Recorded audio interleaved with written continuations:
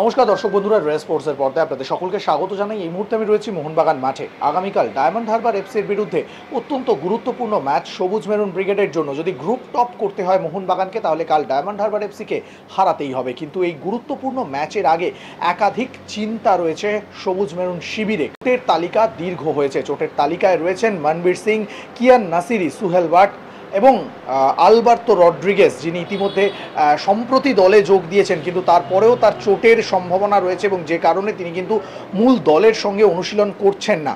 শুভাশিস বোস, এর আগেও তাকে দেখা যাচ্ছিল যে তিনি রিহ্যাব করছেন, কিন্তু আজকে যেটা দেখা গেল মনবীর সিং, আলবার্তো রড্রিগেজ তারা কিন্তু পুরো সম্পূর্ণটাই সাইড লাইনে রইলেন এবং তারা কিন্তু একেবারেই মূল দলের সঙ্গে অনুশীলন করলেন না। অন্যদিকে সুহেল ভাট, কিয়ান নাসিরি তারা অনুশীলনে এলেও তাদেরকে কিন্তু মাঠে দেখা গেল না। সম্ভবত তারা মেডিকেল রুমেই সময় কাটালেন। ফলে বাকিদের নিয়ে কিন্তু পুরো দমে অনুশীলন করালেন বাগান কোচ এবং সেখানে কিন্তু সম্পূর্ণটাই ট্যাকটিক্যাল অনুশীলন, যেখানে সিচুয়েশন প্র্যাকটিস করালেন, সেট পিস প্র্যাকটিস করালেন, শুটিং প্র্যাকটিস করালেন এবং সেখানে আপুইয়াকে রেখেই কিন্তু পরিকল্পনা তৈরি করছেন। কারণ গত ম্যাচে কিন্তু কার্ড সমস্যার জন্য আপুইয়া মাঠে নামতে পারেননি, কিন্তু ডায়মন্ড হারবার এফসির বিরুদ্ধে তিনি মাঠে থাকবেন এবং তাকে রেখেই পরিকল্পনা করা হচ্ছে। তবে যেহেতু দীপেন্দু বিশ্বাস তিনি দুটো হলুদ কার্ড দেখেছেন, তার ফলে কালকের ম্যাচে তিনি উপলব্ধ নেই, অন্যদিকে আলবার্তো রড্রিগেজ নেই, সেক্ষেত্রে কিন্তু ডিফেন্সে পরিবর্তন আসার সম্ভাবনা রয়েছে এবং যেহেতু এতগুলো চোট রয়েছে সেক্ষেত্রে কিন্তু একটা সমস্যা থেকেই যায়। প্রথম একাদশ গড়তে কিন্তু বেশ সমস্যা হবে বাগান কোচের এবং সেক্ষেত্রে কিন্তু